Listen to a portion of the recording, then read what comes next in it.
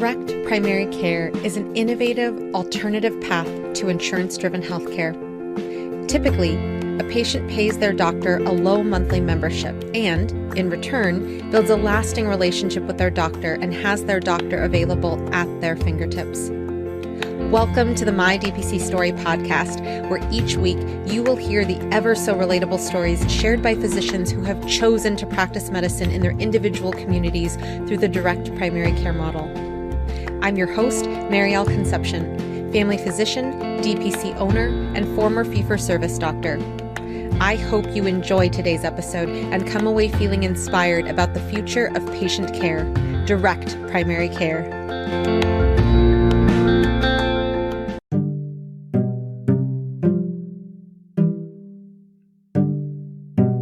Jay Keese is CEO of Capital Advocates, a Washington, D.C.-based policy and advocacy firm specializing in healthcare issues. Jay has represented physicians for decades, starting with a career in government relations at the American Medical Association. Over the years, he has won important legislative and regulatory battles for doctors, employers, payers, states, health technologists, hospitals, device and pharmaceutical manufacturers on critical healthcare delivery and payment reforms. During the COVID-19 pandemic, Jay worked closely with physician groups, Congress, and both administrations on critical waivers to state and federal laws that allow practices to fully utilize digital health services such as telehealth and remote patient monitoring to provide better care in a public health emergency. Jay currently runs several national healthcare stakeholder coalitions. He serves as executive director of the Direct Primary Care Coalition. He was instrumental in drafting a provision in the Affordable Care Act, or ACA, which defines direct primary care as a medical service offered outside of insurance, which meets ACA essential health benefits criteria. He then played a major role in the passage of over 30 related state laws and regulations, clarifying the treatment of DPC medical services and bringing value-based primary care arrangements to Medicaid and state employees' health programs. He also leads advocacy work for the Partnership to Fight Chronic Disease, or PFCD, a coalition of patients, providers, community leaders, businesses, unions, and health policy experts committed to improving health outcomes and controlling costs by slowing the spread of preventable chronic disease by implementing more value-based payment and delivery reforms. He played a role in shaping many of these innovative reforms in the ACA and has helped implement programs like physician direct contracting with the Centers for Medicare and Medicaid Services, or CMS, and the CMS Innovation Center, or CMMI. Jay has worked with doctors, health technologists, and software manufacturers for decades to support the adoption of health information technology and patient care applications. He worked with a broad bipartisan group of stakeholders on the creation of a risk-based regulatory framework for smartphone apps adopted by the Food and Drug Administration, part of the Food and Drug Administration Safety and Innovation Act. He helped expand and implement many of these principles and provisions included in the 21st Century Cures Act. He began his career as an aide to the late Senator John Hines, a Republican from Pennsylvania, a member of the Senate Finance Committee and chairman of the Senate Aging Committee. Jay has been a guest lecturer at the Georgetown University School of Medicine and serves as an adjunct professor of health benefit design at the University of Lynchburg, teaching a master's degree class on the history of health policy. Jay is an avid cyclist and skier. He and his wife, Sarah, live in Alexandria, Virginia, and have 3 grown children, Katie, Caroline, and William. Good morning, Jay. Good morning, Marielle. I know it's technically afternoon over where you are because you're in Washington, D.C., and I'm in California. But for those listeners who don't know who Jay Keese is, can you please go ahead and give us a little bit about your history, the background that you have on Capitol Hill especially, and how you started advocating for DPC? Yeah, happy to. And thanks for having me on today. It's exciting. I'm really happy to be reaching out, particularly on this day when we have some good news to talk about with regard to DPC in Washington. So I started out in 1984 as a legislative aide and a driver for United States Senator John Hines, who was back then would be today a mythical unicorn called a moderate Republican. And those were Republicans who could get along a lot with Democrats. And in fact, my boss did great things, and he was the one of the only guys ever to get an 85 or 90% rating with the AFL-CIO and an 85-90% rating with the Chamber of Commerce in the same year.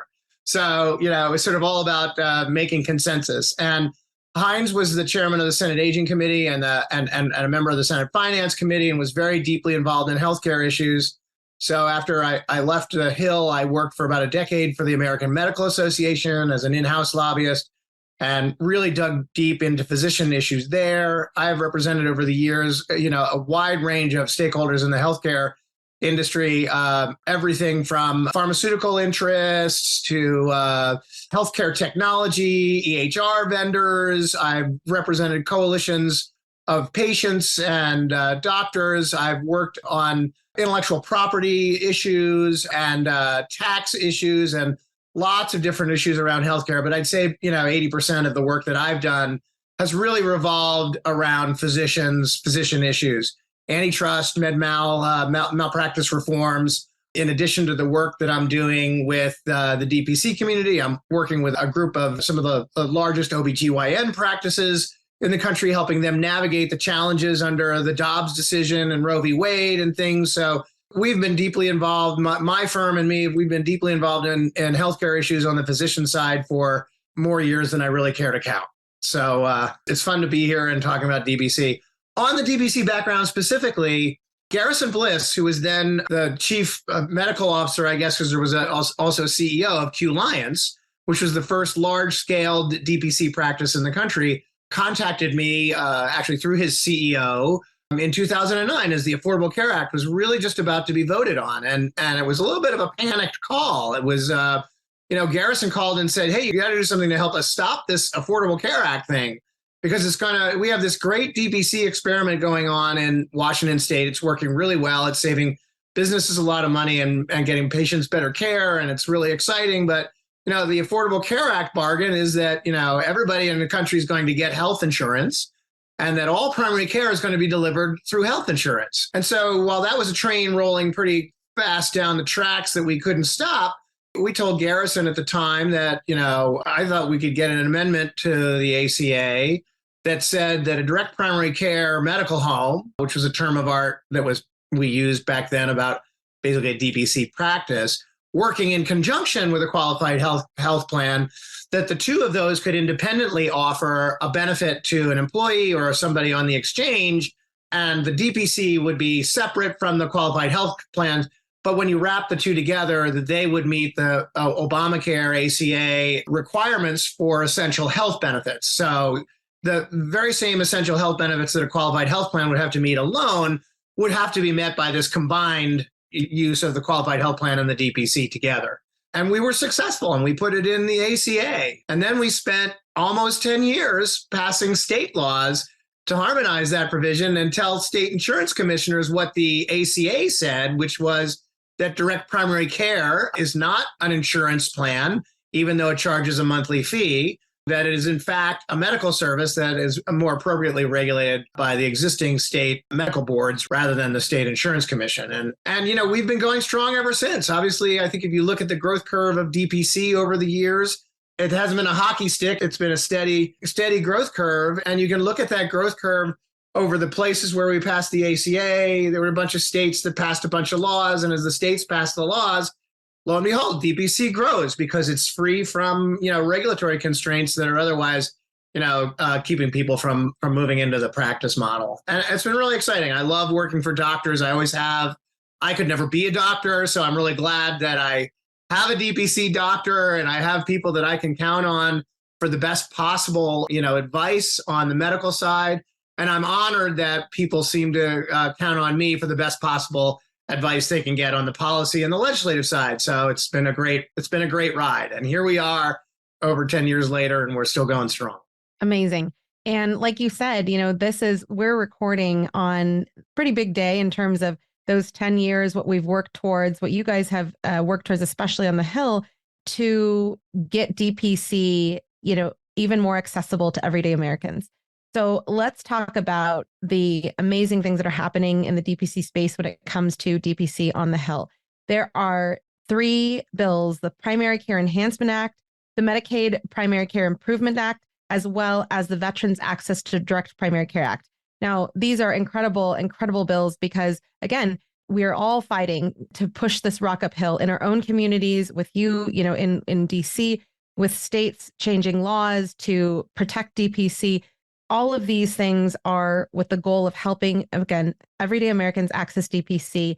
So let's start talking about this first Primary Care Enhancement Act. What is it and where is it as of today?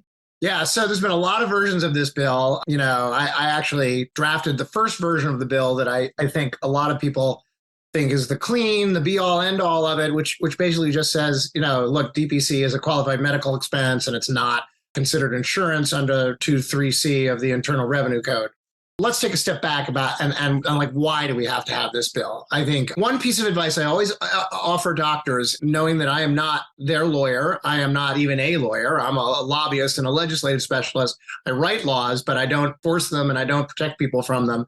So when it comes to, like HSA and tax advice, unless you are a doctor and a tax lawyer, you probably shouldn't be offering your patients tax advice about what they can and can't do with their HSAs and HRAs and stuff. But common knowledge is out there that the HSA statute that was written in 2003, a part of the Medicare Modernization Act, has some very specific criteria that make an individual eligible for an HSA. And the one that most people know, that in order to be eligible to have an HSA and tax preferred dollars, really triple tax preferred dollars, in other words, dollars that are exempt from taxes as they go into the HSA. So that's a tax exemption there. While they're sitting in an HSA bearing interest, they're exempt from taxes. And then if you take them out and you use them on a qualified health expense, they are also tax exempt. So these are triple tax preferred dollars, which are like, if you ask your tax accountant, these are the best tax. Some people call them loopholes. I call them tax shelters or laws, whatever. But these are the best tax conditions you can get in an account.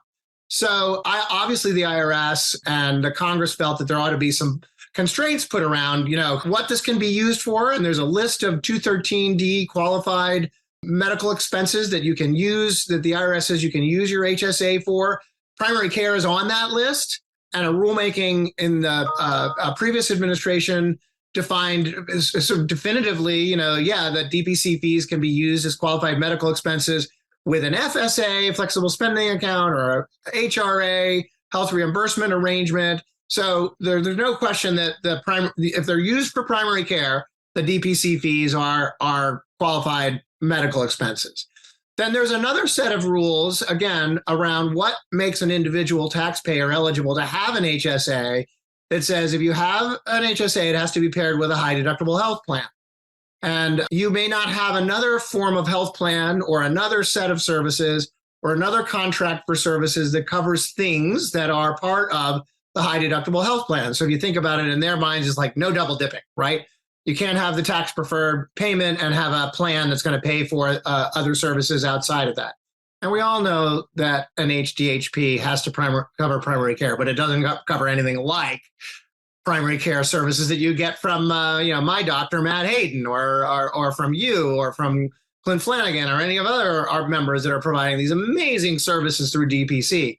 But the IRS just doesn't see it that way. So their interpretation of this is pretty black letter law. So you have a DPC contract. To them, it looks like a second health plan that is not a high deductible health plan that makes you ineligible to fund your HSA. So it isn't that you can't have DPC and have an HSA. It's just that you can't have DPC and put any money into your HSA. So you might as well not have an HSA. So the laws are confusing. They were written in 2003. They haven't been updated since. And for about 10 years, we've been trying to change this. And the biggest problem that we have had in changing it is that every time a bill goes through Congress, they give it a score. And the score is basically, how much is this bill going to cost? And the primary thing that a tax bill looks at is how much is this going to cost in terms of lost revenue to the Treasury? So if you start thinking about that triple tax preferred status, people putting more money into an HSA to spend on DPC, which we think will happen, like if you can use your HSA for DPC, we think people think it's a great bargain and they're going to do it. And then taking that money out and spending it on DPC, that's money that's never going to go into the Treasury. So the last go around, they scored our bill, the Primary Care Enhancement Act, as costing over 10 years about $1.8 billion to the Treasury. That's lost revenue that the Treasury won't get. Hooray, that you're going to get to keep and use on your doctor. So what a novel concept. Like you get to do whatever you want with your own money and spend it on the doctor of your choice. And there have been these confusing regulations that candidly really haven't been enforced by the IRS ever. And like, maybe this is one of the more wildly non-complied with laws in the country, but, because there's confusion around what you can use your HSA for. But, again, it's really up to you and your tax accountant, your tax attorney about those things. It's also important to note that this isn't a provision that'll get doctors in trouble because, unless you have an HSA, potentially the only person to get in trouble here is your patient, So the burden would be on the patient. And the IRS has said if a patient is found with a DPC agreement, they should defund their HSA and stop using it. There's no penalty. There's no remedy. That's it. You can't have the money in there. So it's very confusing. It's ridiculous. It's an anachronism. It's something that is outdated. 33 different state laws, the Affordable Care Act, and virtually every other regulatory body in the country says the DPC is not insurance. But unfortunately, the way the law is written, it looks like insurance to the IRS until we change the law. And that's what we're trying to do. So we had a great day in the Ways and Means Committee yesterday, despite probably heard the government's probably going to shut down and there's a lot of partisan rancor. But the one thing that members of that panel on the Ways and Means Committee, which is a tax rating body, could agree on was that, DPC is a valuable service. And whether you like HSAs or not, and in fact, if HSAs actually went away, we wouldn't have this problem because you couldn't be ineligible to fund your HSA if there isn't an HSA. So the reform that we're asking for in the Primary Care Enhancement Act really isn't about the HSA as much as it's about getting people primary care in any setting they want, whether it's an HSA, we want them to have it in Medicaid, which we're going to talk about, Medicare, private pay plans. Everybody ought to be able to have access to DPC, and that's our goal. So yesterday was a good day. We got a bunch of Democrats and all the Republicans to vote out of the Ways and Means Committee. It's going to the House floor when we get through this, crisis of the shutdown and agree on a budget. Well, I'm sure we will be voting on packages. There's actually two bills pending. We'll talk about the Medicaid bill in a minute, but there's two bills pending at the desk waiting for full consideration on the House floor. One of them could get passed almost unanimously under a suspension of the rules. This one will probably have a vote. It'll be more partisan because there's just simply a lot of members of Congress, particularly on the Democratic side, that think that the HSA vehicle is kind of for wealthy people and not for the common man, although we would disagree with that a little bit, and might not vote for it. But we think it'll certainly pass the House. And so that's great. We did this once before in 2019. We passed a version of this bill, and we'll do it again and keep pushing the rock up the hill till we get it. We have a companion in the Senate. I met today with Senator Bill Cassidy, who's a doctor from Louisiana, and talked with his staff about moving this bill in the Senate when it passes the House, and they're gung-ho and ready to do it. So here we are. We're working really hard to push this rock up a hill and get it, as you put it, and get this old definition of DPC in the tax code changed. It would definitely be very welcome for a lot of people, and a lot of people who are, getting into DPC, hearing different things. Can you use your HSA? Can you not use your HSA? Or can patients use your HSA or not? So when it comes to what happened in 2003, can you also touch on the cap, the $150 cap? Yeah. What does that cap mean, and who is it for? It's really not a cap if you think about it. You can charge anything you want. Nobody's telling you what you can charge. The more proper way to look at this, and again, this has to do with this score, and I said that the bill in 2019 scored at $1.8 billion because of inflation and more people have HSAs. That score has actually gone up to $2.03 billion over 10 years. And they did a little gimmick with it and pushed the enactment date back to 2026 to make it, the first couple of years are always more expensive. So it trims that off to bring it down a little bit. But that's a big number. And typically when Congress passes a bill that spends, again, think about this. This isn't really like spending, like government spending your money. This is money the government's not going to get, right? So, the $150 was put in there to mitigate that. That's what that spend would be. So because the IRS looked at it and the Joint Committee on Tax we sat down with years ago and they said, well, this could be for concierge plans. You could spend $5,000 a month and then that makes that number go way up. So, like if you were going to max out an HSA at $6,000 and keep that in there for 30 years, I mean, these are the kinds of numbers they're adding up.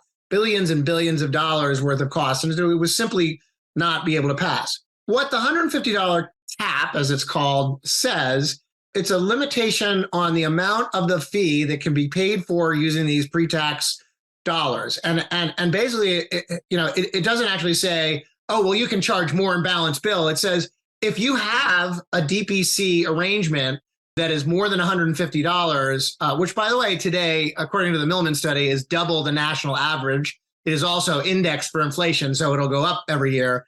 But let's say you charge $150. We note that the One Medical Group DPC plans that are still out there, some of them are priced at $149. So people are on to this. If it's above $150, it simply does not meet the qualification for this exception. And it's as it is today, So that was done for these two reasons. One is the score, and two was to make sure that people understood this is for affordable DPC, not for concierge. And, people probably wouldn't be doing this if it was for concierge for the wealthy. And let's face facts, most of these HSA plans are tied to employer plans, and there's no employer out there paying that much money for a DPC arrangement. And if it's indexed for inflation, I think that will take care of, the growth. I believe strongly, I don't want to tell any doctor what he or she can charge, but I believe strongly that DPC is also about being affordable primary care that everybody has access to. And, $150 a month, you're getting up into the price of a cell phone bill, like the DPC is lower than the price of the average cell phone bill right now. And, what do you want, a doctor or a cell phone you can talk to on your doctor? It seems eminently reasonable to me. We don't love it. In a pure world, the way I initially drafted the bill, there wasn't any kind of limitation in it, but it's not realistic to expect Congress or the IRS to agree to, allowing unlimited dollars to be put into a triple tax preferred, shelter. That's what it's about. Yeah. And thank you for touching on that, because there are a lot of people who are coming into the DPC space who aren't even aware that that exists. And again, when we talk about DPC going into the future, as we talk about, expanding DPC being protected by law in other states beyond those 33, people need to be aware of this. So I appreciate you mentioning that, or I appreciate. Yeah, and one more limitation that's in there too, I wanted to mention that's caused a lot of confusion. And particularly since another thing we're trying to work really hard on is to lower prescription drug costs for patients by allowing them to access cash pay meds through their DPC doctor for pennies on the dollar of what they pay out of their copay using the PBM and the insurance. There is a provision in there that would restrict DPC to primary care only and would not allow DPC doctors to sort of like create a plan that included a formulary of prescription drugs in it. So it doesn't mean you couldn't sell them separately the way the language is drafted. It simply means you couldn't roll them up into the plan. And I know there's a few DPC docs that are doing that. Another thing done to keep the score down, as you can imagine, if you wanted to include drugs and you had a Cadillac plan list of drugs that included, Eliquis and all the expensive brand drugs in it, then the sky would be the limit on how much money could go into those things and run up the price. The Senate version of the bill does not have that prescription prohibition. The House bill does, and we're trying to figure out whether or not we can mitigate that one so it would allow you to include that. But it doesn't say you can't dispense. That's not what it says. And some people have said that's what it says. It's not. And again, mind you, this is all voluntary. Like, this is for your patients that have HSAs for you to offer a plan. And that plan, might wind up, because of these regulations, not a perfect world, looking a little different than the plan that the patients that don't have HSAs have. So that's another option too, So I think it's important to look at the facts of the bill, read the bill. HR 3029 is where the main text is. And it is very clear, this is an occasion where we do not want to let the perfect be the enemy of the good, because right now the cap is 0. Definitely. And like you mentioned earlier, when employers were looking at DPC in the early days of DPC and finding out that this is not concierge medicine, and employees were able to put, dollars into their HSA with the hopes that they could, spend it on something that was quality primary care. This is a move towards, really making that happen. And I also want to touch here on the growth of DPC amongst employer groups. So can you talk about how DPC is being adopted into different communities, especially because of employers building DPC into self-funded plans? Well, I will tell you, the employer groups have lobbied just as hard for this bill as we have.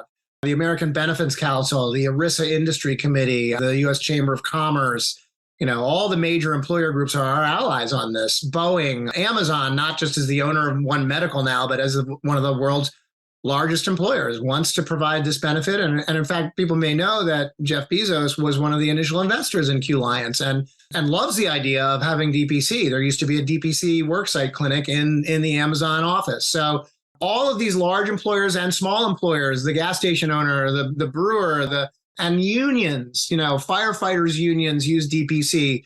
The New Jersey State Employees Unions have a DPC option. The Nebraska State Employees have a DPC option. Like, the unions love this because it's first dollar coverage for all the care almost all the care you're ever going to need in your life. And then when the company hands you a crappy high deductible health plan, oh, well, I have my DPC, so that's a recipe that might work for me. Like, I might be able to make this work. So it's a great option, and the employers are our best allies. We've worked really hard at the DPC Coalition to build the bridges to these employers that are market share for DPC practices. And we love that work. It's exciting. And the employers love it.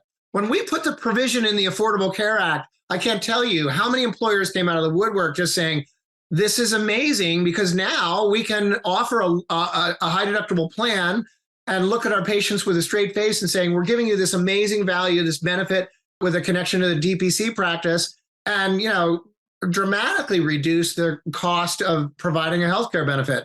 We worked really closely with Milliman a couple of years ago in 2020 to do the study that looked at that. We're doing another one that's in the field right now. Milliman, if you don't believe us, believe the Society of Actuaries, and they say, the actuaries themselves say, that DPC, when being used as a part of an employee health benefit, can reduce the downstream expenses to the employer by as much as 20%, 19.8 or something percent, reduce, hospital visits and ER visits 40%, and numbers like that they're not found in any other health reform. Amazing. Now let's talk about the Medicaid Primary Care Improvement Act, because that went through committee in June and it passed unanimously. Can you tell us what the Medicaid Primary Care Enhancement Act is and how it could potentially affect people who, right now with Medicaid, Medi-Cal type plans are getting, arguably some of the worst care that we have out there, because there's less and less people each year who are accepting Medicaid and Medi-Cal plans. Yeah, it's true. And in fact, Medicaid, generally speaking, is different in every state. Medicaid's pretty good insurance from the patient's perspective. From the doctor's perspective, not so good, right? Because the rates are insane.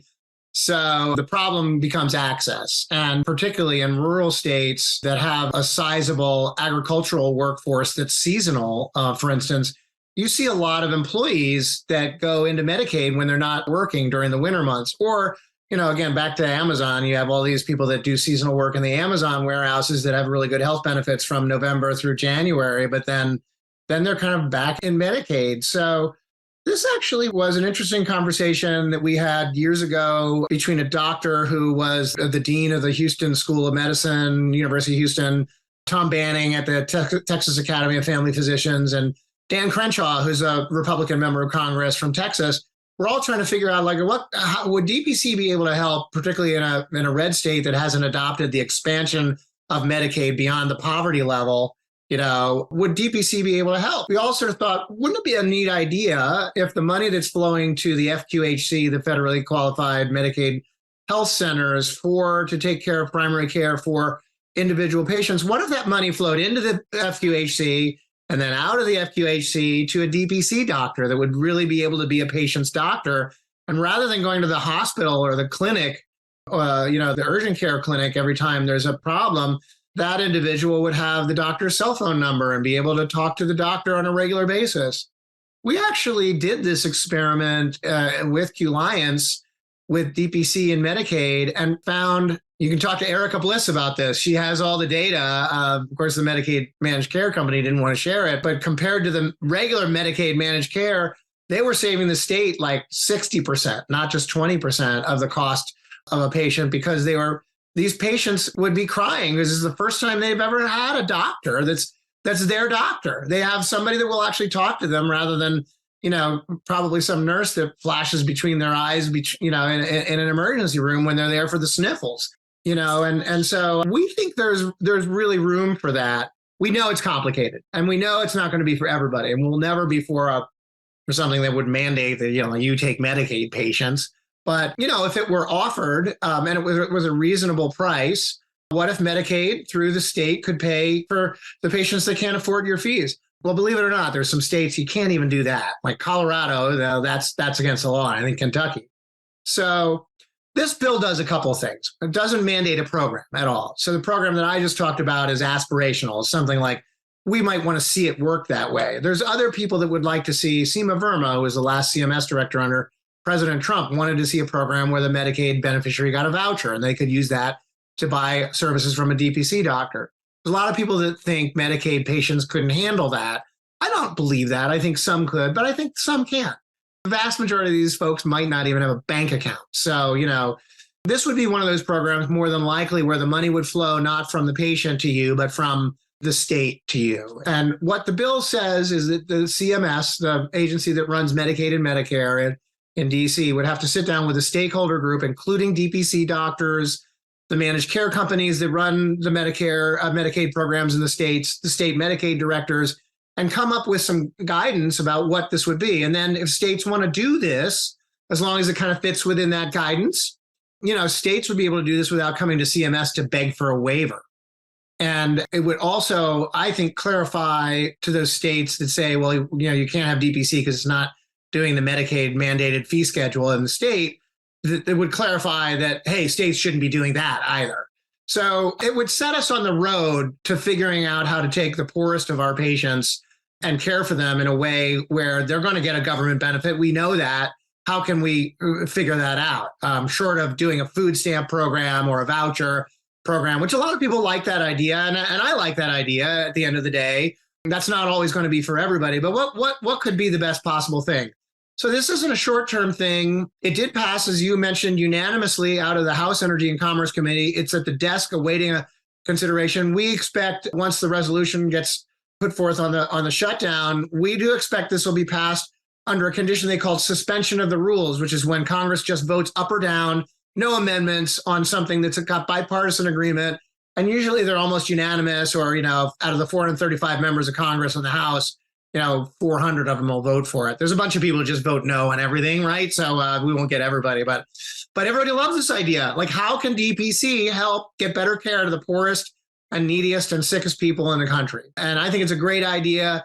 Again, we're at this great juncture where members of Congress are thinking about things they can do to help DPC along. And, we might not have come up with this one, but it's something we love. And Dan Crenshaw and Kim Schreier, who's a pediatrician from Washington State, a member of Congress from Seattle, are champions. They're really passionate about this bill, and we're going to see where we can go with it.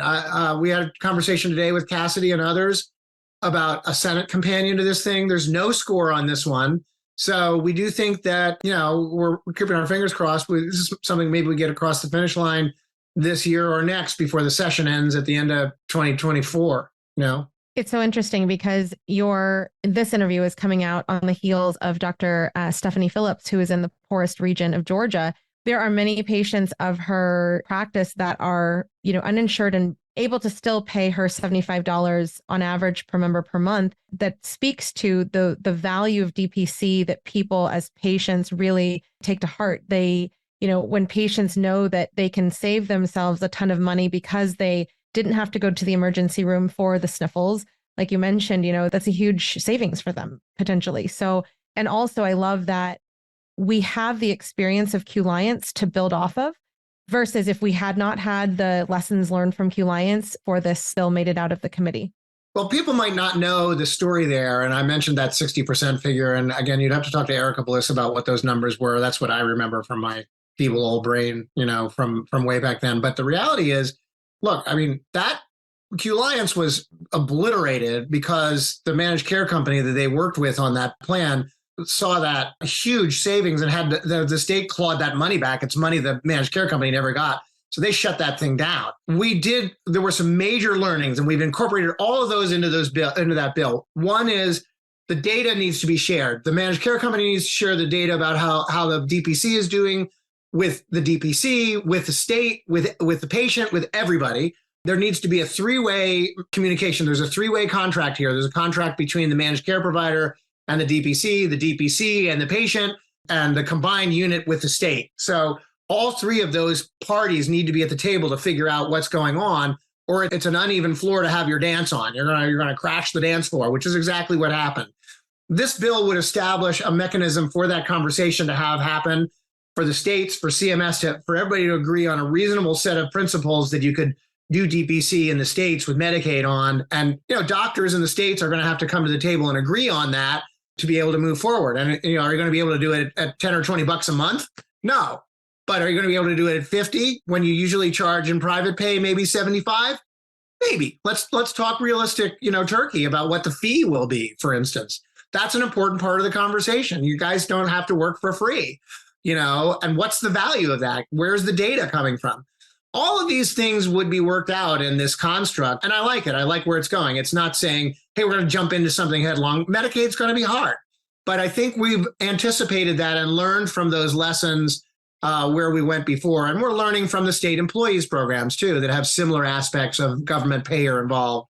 It's great to be able to, after all these years working on this stuff, to be able to really take the learnings that you guys have given us in the field and apply them back to members of Congress and to state legislators who are thinking about this stuff. And definitely, if you haven't heard before, both Dr. Erica Bliss and Dr. Garrison Bliss have been on the podcast. So definitely listen to their episodes. And we'll also include, I believe it was a 2018 DPC Summit where Dr. Erica Bliss last spoke about VQ Line's experience. So definitely check that out in the blog accompanying Jay's podcast. Now let's talk about veterans' access to Direct Primary Care Act. Yeah, absolutely. I'm the son of a veteran. My father was a naval aviator. He flew torpedo bombers with George Bush in World War II. So it was so fun being out in San Diego with all the aircraft carriers. Felt like an old home week, for me, but I really enjoyed that. And we want to do, obviously, everything we possibly can for our veterans. The Veterans Administration is made up of, I think, 21 different VA districts, VISNs, they call them, that run VA hospitals, and it's a hospital service territory. And a couple of years ago, you might know that because of all the wait times at the VAs, they created a program called community care. And the idea behind community care was the veteran, if he can't get in to see the VA doctor, may go to an individual doctor, and the doctor can charge VA a fee for service what he would charge, I think it's a Medicare plus payment rate kind of thing. But we have had a couple of conversations with the VA, and we said, what if you paid the monthly fee? So the VA has this thing, just like CMS has a Center for Innovation, they have a Center for Innovation. And the VA thought, that would be a good thing for the Center of Innovation. Congressman Chip Roy from Texas, who's also a big fan of HSAs, proffered a bill. Again, we didn't really work on this bill, the drafting of this bill, but we like, directionally we like, and it has two parts. One, it says they're going to establish an HSA for veterans, and the veterans would be able to use the money out of the HSA to pay a DPC doc. And so we view those as sort of two separate things. They're part of this bill because it's got an HSA component, and there's a lot of Democrats, as we said before, they don't love HSAs. There aren't any Democratic co-sponsors on this bill, but we sort of feel if it were kind of maybe split apart into two different bills, one was the HSA bill and one was the DPC bill, and we'd be happy to support both. But if the DPC bill moved independently, we think, just like we saw yesterday in the committee where there was a lot of partisan rancor about the government shutdown and HSAs are for the rich, a lot of Democrats said, well, we love the DPC, but, we can't vote for this other stuff over here. So if the DPC, it would be similar to what we were talking about with Medicaid. VA would have to create a rubric under which DPC doctors would work. And I think that the idea would be that the VA would pay the DPC doc directly a monthly fee to take care of the veteran. I love this idea. Who needs more care than our veterans today? They're in very complicated behavioral health situations with post-traumatic stress disorders and head trauma, obviously care for major wounds like amputations and blindness and things that are going to require very complicated care coordination through a primary care doctor, in addition to all the specialists that VA might work with. I think it's a great idea to allow these folks to have a doctor, a personal doctor, that they can take care of their needs and look beyond the prosthetics and the problems the veterans might have on behavioral health to their just general health needs, and the behavioral health needs also being another monitor for this crisis that we're having with so many veterans committing suicide every day.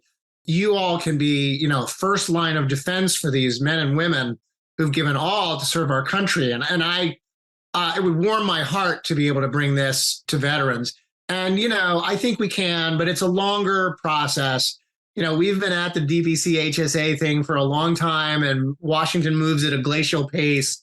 So I don't necessarily expect this bill to be flying off to the president's desk to be signed this year, but we're going to work really hard to perfect it and to make sure that it's a reasonable policy choice, and work with the VA committees, the VA, and all of you to make sure that something gets done right here. And, there's definitely VA patients who can testify to the power of DPC. Like, for instance, I have a Vietnam veteran in my practice, and that veteran, needed significant follow-up. And so I was able to contact people within the VA, as well as outside of the VA, through personal texts, through faxes to their clinic personally, that gave exactly why I needed my patient to have a more detailed follow-up. And because of that advocacy, my patient got care much sooner, and they didn't only have to go to the VA for that care, because if they had, it would have been much more delayed, unfortunately, in this case. And so there are definitely veterans out there who are saying, like, right now, if the VA is not paying for it, that's okay. I'm still going to invest in my own private doctor.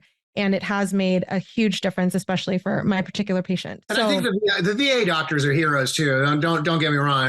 They're great people. But I think if you've ever interacted with doctors at the VA, either primary care doctors or specialists, they're so appreciative when they have follow-ups from the private sector. And if nothing else, particularly if there's going to be a complicated condition that involves a stay at a VA hospital, to have a consulting physician from the outside be a part of that care team is super important. And that veteran is going to get better care for it, always. And definitely is deserved by veterans, but definitely deserved by all patients, because, right. When we have, I love when we have experiences, my husband and I, when we talk to specialists and they're like, hey, this is my cell phone, give me a call, because we got to talk about a little bit more. We got to talk about this patient a little bit more. It's fantastic. And I really appreciate doctors like Dr. Nicole Harkin, who owns Whole Heart Cardiology. She's a direct care cardiologist, and she makes it a point as part of her workflow to send the referring doctor her summary. So there is a communication, and not just like, oh, well, I have to have my nurse request records and pray to everything that they actually get received. The doctor is making that, is having the time to make the communication happen between the specialist and the referring doctor. So definitely, we'd love to see, where this goes in the future. Now, with that, like you said, DPC is not protected by law in all states. It's not protected in California at the date of this interview. So when it comes to what people can do who are listening to this episode, and they're talking amongst themselves about how can I make change in my community? What can I do to help this DPC rock move uphill? What advice do you have for them? Well, the first piece of advice would be, you got to join the DPC Coalition. We need everybody we possibly can.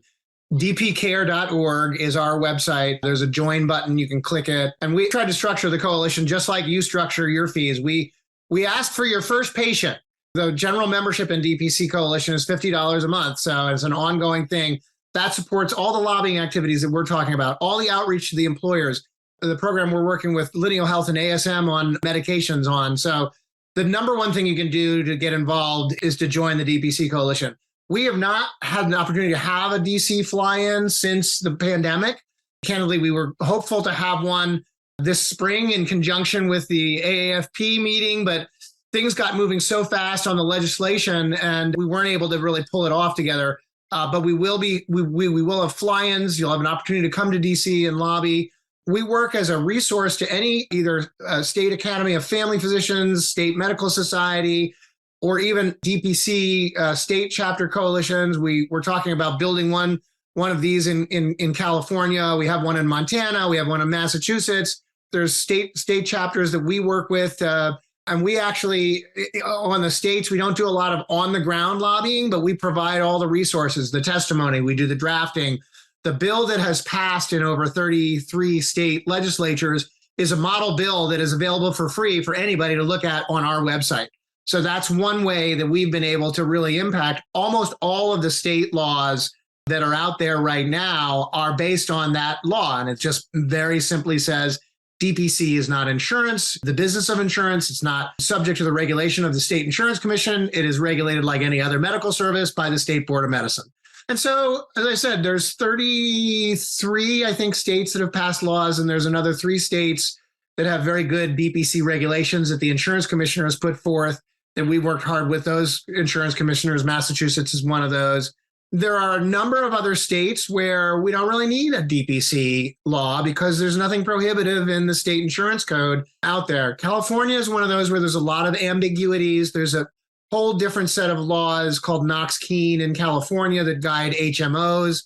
And HMOs are defined in Knox-Keene basically as medical services that are paid for with a monthly fee. And, by a strict read, DPC practices fall into that. There's never, to my knowledge, been any enforcement. And I'll remind you all again, I'm not your lawyer. And so I can't really give you legal advice about whether or not you're violating Knox-Keene. But there's that. There's the state insurance code. Then there's the state medical code that has various different, reporting requirements and things that can get complicated. The best form of advice, we have Phil Eskew, who is our general counsel, and everybody knows Phil from the Mapper and DPC Frontier. Phil will give you a lot of free legal advice, which is, on behalf of the coalition as a part of what he does for us. You can call him up anytime and contact him through the website, but he's not going to be your lawyer. So you really do need somebody to look at your contract to make sure that you're crossing the T's and dotting the I's and making sure that the contract is good. And these are the primary worries I think you have, with DPC and state law. I think it would be pretty well known in certain states and big ones like California. If there was a lot of enforcement going on, we'd figure it out. We have issues in Washington state where the state insurance commissioner actually does publish a report under the state law there on DPC every year. And there's been varying degrees of people not wanting to do that or, whatever. And the reality is, we've never had, there's a hotline to call and, narc on your DPC doctor for doing things that are violating state insurance law. To my knowledge, it's only ever had one call from a doctor who tried to narc on a nurse practitioner's office. So it's a hotline that goes unanswered every day because there are no problems. There really isn't need for a hotline because, so I guess what I'm saying is these state laws with these states where we haven't passed a law, it does create, I think, a higher bar under which you're going to require you to go lawyer up and get an attorney that's going to make sure as you're getting your practice established that you're doing everything by the book in terms of state law and you're complying with everything on both the state and the federal law. I don't know of a single state where there's a out and out prohibition. Alaska has a law. I know we've been trying to pass a bill up there that's pretty prohibitive, but there's a couple of DPC practices up there. There's never been any enforcement. So it's just be careful, work with your attorney to make sure that you're following as much as possible the state laws, and could wind up being that some of these test cases come from some enforcement action where DPC is, if you're going to go to court and have to defend what you do, I feel really good that you're going to win because no reasonable human being looks at a DPC agreement and says, oh, well, that's health insurance, so whether that's in the letter of the state law or not. I feel like we've probably done 90% of the work we're going to do at the state level. The states, again, Alaska, Pennsylvania, Wisconsin, have all tried to pass laws and not gotten across the finish line yet. We'll continue to work on those with the people in the states as much as possible. But I think that activity is going to slow down quite a bit. The big ones would be California, New York, maybe Illinois, where you're going to have to poke the bear and really go at it. And those are going to require major efforts. And as things happen, we'll have to formulate a really strong DPC coalition in those states and lobby hard at the state level with somebody on the ground that's capable of doing that to get those things done. But we haven't been there yet. We're not ready to go, I think, in California yet. I mean, you tell me, you're really involved in these conversations, but I think that's where we've been. Well, I will say, a couple of things, not necessarily about California, but in terms of if you are not sure, who do I talk to?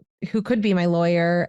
Talk to other DPC doctors in your state to see, who is knowledgeable about DPC, because a person who practices health law, like Dr. Phil Eskew said in his episode of my DPC Story, health law is an elective. And so when people are really learning more and more about DPC, it sets them apart from someone who's doing health law in general. And the other thing that I wanted to mention was just last March, the California Academy of Family Practice had an all advocacy member meeting. I don't know if this is present in all states, but it definitely was a very, very good experience for me in terms of specifically the CAFP had two particular bills, one about residency funding and one about having insurances pay for preventative care. But we were really exposed as, just everyday family doctors to what it feels like and what it is to lobby. And it was very, very interesting because in my representatives, when I spoke to one of the staffers for my area, my geographic area in Northern California, they were just blown away by the stories that I was sharing with them. And so, as this is my DPC story, your DPC story matters. And, don't ever forget that. And definitely, say, hey, could I use this to harness other people's ears and, make a change in my community? And then, that change, somebody will most likely tell another person about it. And then the word continues to spread, just like, the word of mouth continues to spread for our practices.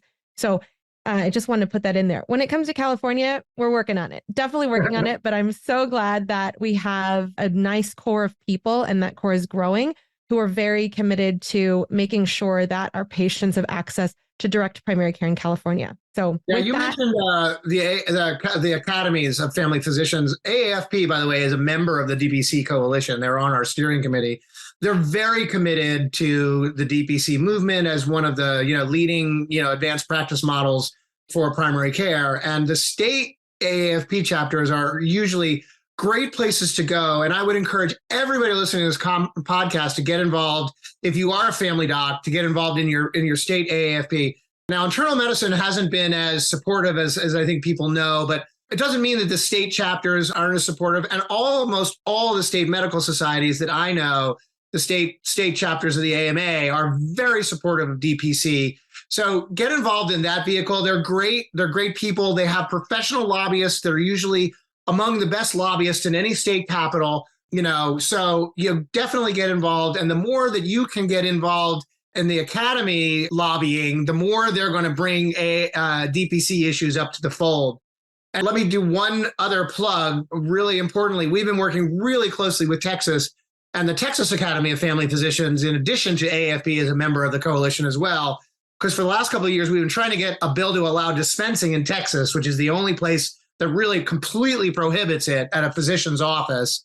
And we got really, really close this year. We had a bill where there was a deal on the table. In Texas, typically, vaccinations for pediatrics for kids are not allowed to be administered in the pharmacies. They waived that during COVID, and the experience was good. People found, they liked going to their pharmacy to get a vaccination, maybe not going into their doctor's office where, there might be a lot more sick people or whatever, to do that. And so although the pediatricians don't love this idea because that's a big income stream for them, the trade was, hey, well, if we let pediatric vaccinations happen down to 3 at the pharmacy, why don't we let doctors in DPC practices and primary care practices dispense regular meds? And I think we can get that deal done across the table. So that's an example of the kind of thing beyond just the DPC laws. Again, we worked really closely in Nebraska to pass a bill to allow the state employees to do direct primary care. Strata Health runs that program for the state employees now, and it's really exciting. So there's tons of stuff that we can work at the state level. You can just always call me, call the Direct Primary Care Coalition, call me, and reach out via the website, or feel free to give out my info, Marielle, with this, jpkeese@cagdc.org. Shoot me an email. We will always want to fly in and get involved on behalf of an issue, or provide advice for you to get involved. But my favorite way this happens isn't when I come in and testify, which is when I get you to go in and testify, and we can work together on what the policy provisions are, what's said, and how to navigate the swamps that are all there in these state capitals, right? It's you wouldn't walk into a courtroom without a lawyer. You probably shouldn't walk into a state legislative body without a lobbyist helping you out. So with that, thank you so much, Jay, for joining us today. Thanks, Marielle. It was really exciting to talk to you on the eve of this great vote that we had. Awesome. Hopefully we'll get an update soon from you on the next episode of my DPC Stories legislative update. Will do. I'll come back anytime.